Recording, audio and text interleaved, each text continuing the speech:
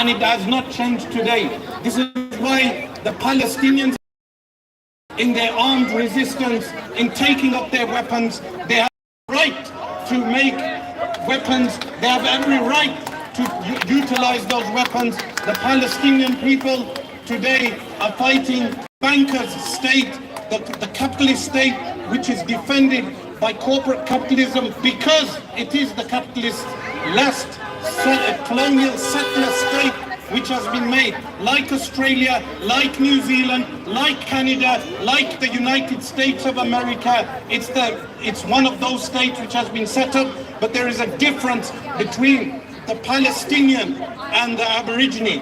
The Aborigines were a great people. The Native Americans were a great people. But the Palestinians are a great people. But there is the concept of jihad, which they have attempted to malign from 9/11, when Al-Qaeda, which was formulated by the West in the first place to malign the concept of jihad in order to undermine real jihad. You have terrorist organizations made by the deep state to malign real jihad when real jihad is carried out. When real jihad is carried out, people will malign the real jihad because they will equate those real jihad groups with terrorist groups. And this is today why when we walk through the Birmingham city centre, you'll notice the difference between Stratford Road, where we live, and the people that were in the belly of the beast, in the imperial cities of the belly of the beast. You will notice them wearing their trades, clothing, and all of this capitalism, but you will notice the indifference on the faces. There is an indifference on the faces of people because they are so engrossed in wearing Calvin Klein as a billboard. Which idiot wears the names of a man who's earning millions, and you wear his name as a billboard? This is the level of people's intellects today. Additionally, you have the media. So we are standing in front of the British bullshit corporation, and as we stand outside, we know that people are paying the TV license. Which democracy has people paying to watch television? You tell me, is that the sign of oligarchy coming in the form of democracy, or is that where you have taxation to pay television? They said to me that Taliban are bad. They are Taliban because they ban the television. But you tell me, what's the difference between the Taliban banning television and the British government charging people to watch television? There's a tax to pay television. Go and tell people across the world that in our country we have to pay money to watch television. So this media blackout that we have, we know about it. When this Birmingham City Council, it went bust, and Keir Starmer and his government, they have money to spend abroad for war. They have money to send RAF jets across to defend the Zionist entity, yet they do not have money for the homeless in Birmingham and London. They do not have money to clean up our streets. And there are people who work in the council who do not even realize these basic facts. We are taxed so much today in this country that our tax is utilized for war. We have the black budget, which is given to the MI5 and the MI6. I'm sure some of them are present. Welcome to utilized on those RAF jets. They have no shame in arresting Sue, who is an 83-year-old woman who was arrested for being a part of Palestine Action. Have some shame on yourself before you arrest Sue, an 83-year-old woman. Go and arrest Benjamin Netanyahu. Go to the Israeli embassy and arrest all the staff in the Israeli embassy, people who have no shame. Instead of arresting the old women and old men, go and arrest the people in the Israeli embassy. But you will not, because they control your capital, they control your finance, they write down your policies for you. These think tanks that write down all your policies are those think tanks which you work for. And that is the reality that we are facing. And I will say that we must continue what we are doing, keep doing what we are doing, raise awareness. Do not underestimate protests. Do not underestimate every action you do, because if it were not having an effect, then the Palestinian resistance would not call upon the people of the world to continue protesting, to continue taking action. And remember, we call out also to King Charles. I know, King Charles, we live in a constitutional monarchy. Your moves are limited. I know that you are controlled by capitalism, but King Charles, take the moral step. We know every Charles faced government. Charles I was beheaded.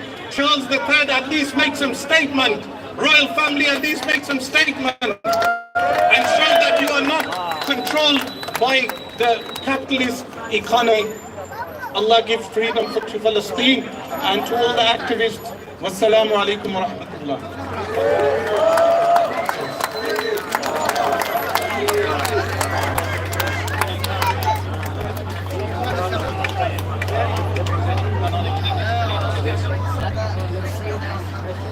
Right, we're just sorting out technical.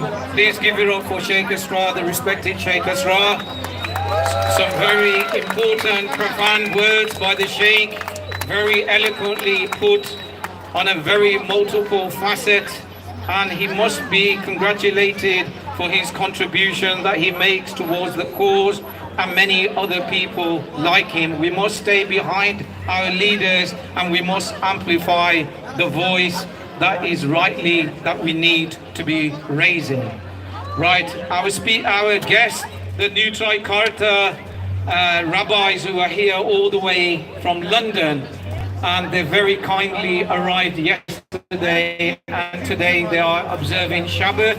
They are not allowed to use any electronics and not meant to be anywhere near, so I will be respectful and stay away from the rabbis, and I would ask their permission to read out a statement that they've said. But before I read out,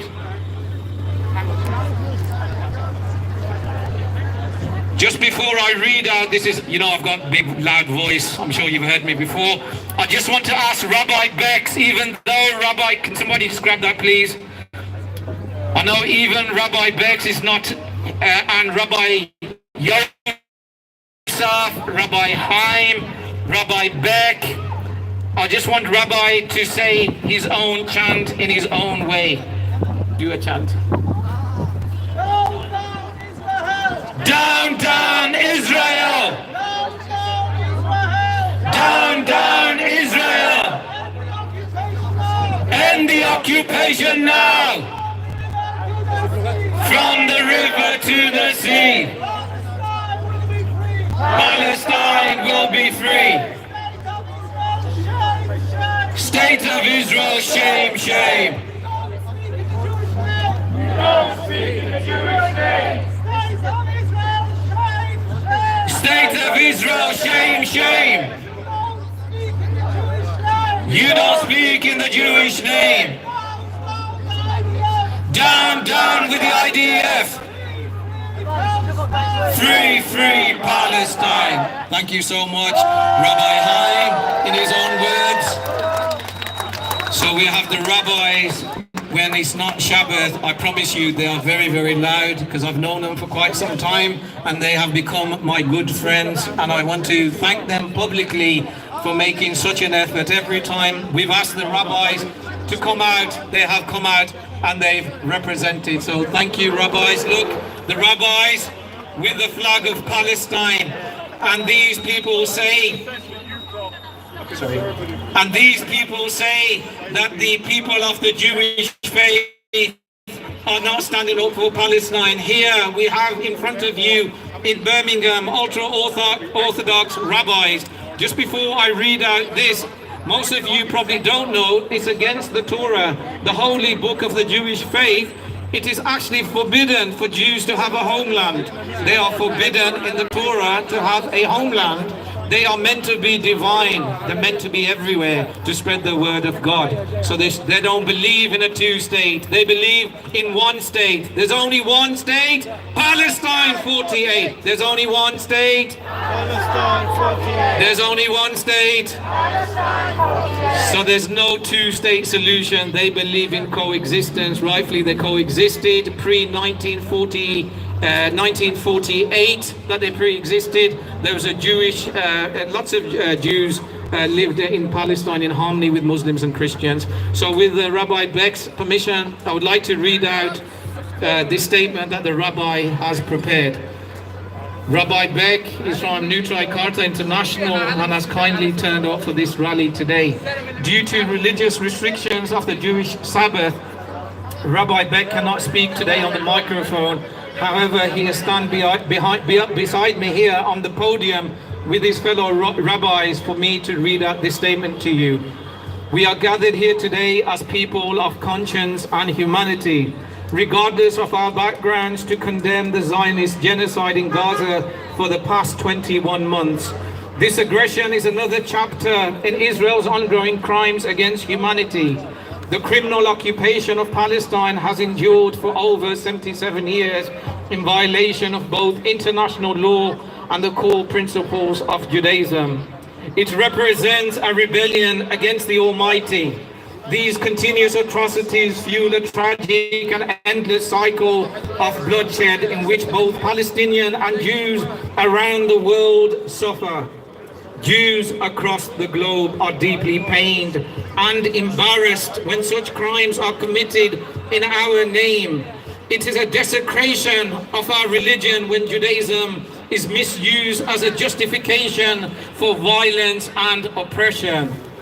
At this opportunity, let us overcome Zionist lies and expose ourselves to the truth contrary to Zionist propaganda. The state of Israel is not supported by authentic Jews. Ultra-Orthodox Jews around the world from inception of Zionism to this very day have opposed it in principle and practice. The state of Israel and their crimes is forbidden in Jewish religious teachings. I repeat, the state of Israel and their crimes is forbidden by Jewish religious teachings. According to traditional Judaism, the establishment of a Jewish state before the coming of the Messiah is strictly forbidden. Jews are religiously obligated to accept their divinely decreed exile, live peacefully as loyal citizens in their respective countries, and be kind and just to neighbors at all. Going out of exile by force is a rebellion against the Almighty. Authentic Jews are loyal to God and cannot and will not rebel against Him under any circumstances. And of course, murder, theft, and the oppression of others are clear violations of our faith. In the 10 Commandments, it is written, do not kill, do not steal, do not kill, do not steal. And these are exactly what the Zionists are doing. The state of Israel does not represent world Jewry or the Jewish religion. Let us be very clear. According to the Torah, Israel has no right to exist. The Zionists claim we have the right to defend ourselves. But we ask, who gives you the right to be there in the first place? The land belongs to the Palestinians. Give it back to them. Muslims are not the enemies of Jews. Long before Zionism, Jews lived peacefully in Palestine along Muslim neighbors. I myself was born in Palestine. My entire family left because we did not want to live under the Zionist occupation. My mother, who's already in her 90s, may she have long health, if I say this, in her 90s, may God grant her a long and healthy life, remembers the very good relationship between Jews and Muslims. She recalls how we used to babysit each other's children. It's unbelievable how people are confused by Zionist false propaganda that this is a religious conflict. Anyone who knows even a little history understands that some of the best times during the 2,000-year exile were in the Muslim world. Even today, after 77 years of occupation and genocide, Jewish people still live peacefully and safely in all Muslim countries, including Morocco, Tunisia, Algeria, Turkey, and Iran. To this day, Jewish communities thrive there with functioning synagogues and religious institutions. Rabbis from our organization have witnessed this firsthand during numerous visits. Iran is the greatest enemy of the Zionist state, yet there is a large Jewish community of tens of thousands of Jews who have never experienced anti-Semitism. Just 4 weeks ago, when missiles were flying between Iran and Israel, the Iranian government still protected its Jewish citizens. There wasn't a single incident of anti-Semitism.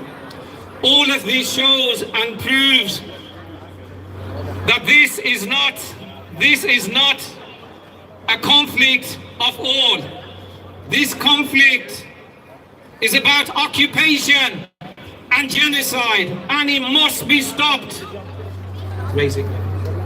Israel does not ensure the safety of the Jewish people. Rather, it has become the greatest catalyst for modern anti-Semitism due to the crimes it commits in the name of Jews everywhere. It commits crimes in the name of Jews everywhere, including the ultra-Orthodox community. Criticizing the state of Israel is not anti-Semitism. When we witness injustice, we must call it out, no matter who is responsible. If the perpetrators happen to be Jewish descent, it is painful and shameful for us as Jews, but it does not make those who speak out against these crimes anti-Semitic. We must not forget Gaza. We must not forget Gaza. We must not abandon Palestine. Let us hope and pray to the Creator that the Zionist state will be promptly dismantled without any further bloodshed, and that the entire land will be returned to the Palestinian people. This does not mean that Jews must be killed or expelled. No, we can live there under the Palestinian government just as we live in Iran, Morocco and Turkey, and as we live together in peace throughout generations. We pray for a world of true peace, a world where all people in Palestine, in Iran and across the globe can live in dignity, safety and harmony, inshallah. Please give it up for Rabbi Beck, Rabbi Yosef, Rabbi Haim, and all those ultra-Orthodox Jews and Jews that challenge the Zionist entity, because there are millions and millions of Jews around the world, including in Iran, who have a thriving, they live thrivingly in the community of Iran, and there is no anti-Semitism. Ironically, they say there's anti-Semitism in the West, but there's no anti-Semitism in the Muslim countries. Can you see the hypocrisy? You see where this is going? Right, I just want you to say a chant, and then we will introduce, we have two more speakers. It is not Judaism, it is Zionism. It is not Judaism. It is not Judaism. It is not Judaism. It is not Judaism. I just want to take this opportunity for those, we do have people who are making discourse towards lots of activists like myself. The activist independent movement has put on this event, and I'm sure you will appreciate the amount of effort that actually goes into it. We don't appreciate anybody trying to dictate the way that we do our work. We are here for Palestine, and we are purely here for Palestine, and we will be the organization that will allow and give space and give a platform to speakers. If they are called misfits in the national movement in London, they are not misfits, they are guests, and we put out our hospitality towards the rabbis. And this evening, the rabbis will be in Sparkhill Park. So where we started the march, B11 4LX, the rabbis will be at the bandstand, and there is a question and answer session. So if you'd like to meet and greet with them and ask them any questions, they will respond back. Obviously, there won't be any electrics, etc., but it's quite an open environment, and there will be an open mic. Please spread the word. Please come out. Please come and meet them. Show your hospitality to the rabbis. Ladies and gentlemen, please give it up for my friends who are standing up for Palestine, the rabbis. Free, free! Palestine! sea. Palestine will be free. From the river to the sea. Palestine will be free. Now we just got a few more speakers left. Now, as you know, activist independent movement has been putting this on. We are the grassroots activists. Now, when this started in 2023, certain people come out and use the name of Gaza and say, lend us your vote. Where are those independent candidates that stood in the name of Gaza? They're not here. Where have they been speaking when children in the last week have been dying? When fetuses of babies, you all seen headless babies. They're coming out. Where are they now making videos on their social media? Where are they now highlighting what's happening in Gaza? When it suited them, they want to use the name of Gaza. Shame on them. Say shame on them. Shame on them. You know, and at the end of the day, I will tell you straight, when come the next local council election, they'll all be coming out of the woodwork to say to lend them the vote. Do not lend them the vote. Lend people the vote who are activists like me and Arif. I will be standing at the next local election.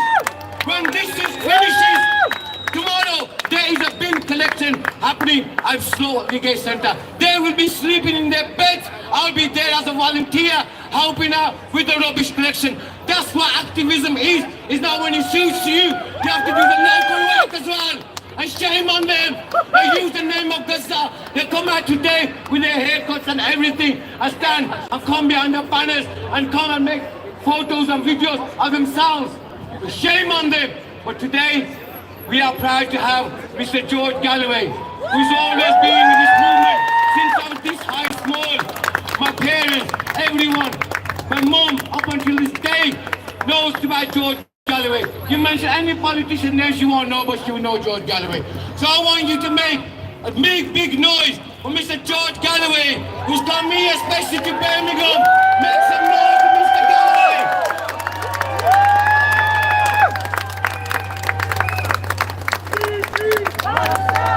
Bismillah ar-Rahman ar-Rahim. Noble Sheikh Asrar, noble rabbis, Assalamu alaikum wa rahmatullahi wa barakatuh. May peace be on all of you, and may you, like me, recover from that long walk in that great heat. But I'll tell you what, it's as hot as hell in Gaza, and the Palestinian people have to make that walk every day to pick up food. And when they're there to pick up the food, the gangsters of the settler state gun them down, bomb them, fire shells at them. So whatever sacrifice we made today, it is as nothing to the daily sacrifice of millions of Palestinian people, men, women and children. And so at the beginning of my remarks, I bow my head to all the martyrs of this latest chapter and all of the preceding chapters of the martyrdom of the Palestinian people. I salute the prisoners in the Israeli dungeons. I salute the resistance fighters defending their land, defending their families against illegal occupation and invasion. The only people with a legal right to bear arms in the Palestinian occupied territories are the Palestinian resistance. Only they are fighting lawfully, legally. I salute the people who marched here today and the millions who have marched throughout this latest chapter more than 20 months. I can add nothing to what has already been said about the agony, daily, hourly agony of people being burned alive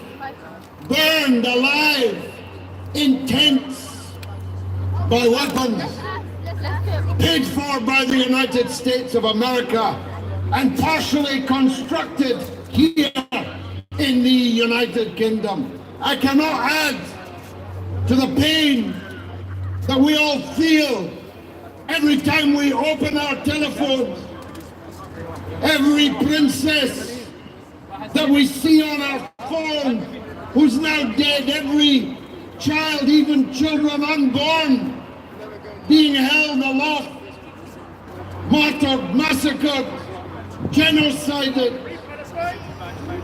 I can add no words to the pain we feel about the fact that Gaza has the highest number of amputations that the world has ever known, There are more people without limbs, sometimes all of their limbs, in Gaza in 20 months than there has ever been in human history. I can add no words to the pain we feel at the mother weeping over the bodies of her children, the bodies of her husband. There is no word that I can add, and I'm good with words, about the agony that this has been, but you have to ask yourself this question. If we feel that, if we've watched that, why do these criminals in that building behind us in the BBC, Bibi Netanyahu see, why are they so determined not to see it, not to show it to you, but instead to lie about it to you? And as the Sheikh said, adding insult to injury, if you don't pay them to lie to you, they will put you in prison for not having a television license. So I have no words, no time to add to the body of words that have been spoken already. So I want to concentrate on just two matters. My colleague, Chris Williamson, my former parliamentary colleague, my colleague in the Workers' Party, and I will this week launch a new campaign called One State Palestine. One State Palestine. I have fought for the liberation of Palestine for 50 years, 50 years this year. I did not fight so that millions of Palestinian refugees around the world would be refused their right to return to their own land and their own country. I did not fight for a Bantustan, for a Palestinian local authority acting under Israeli sovereignty. We stand for one state, Palestine, from the river to the sea. Palestine will be free.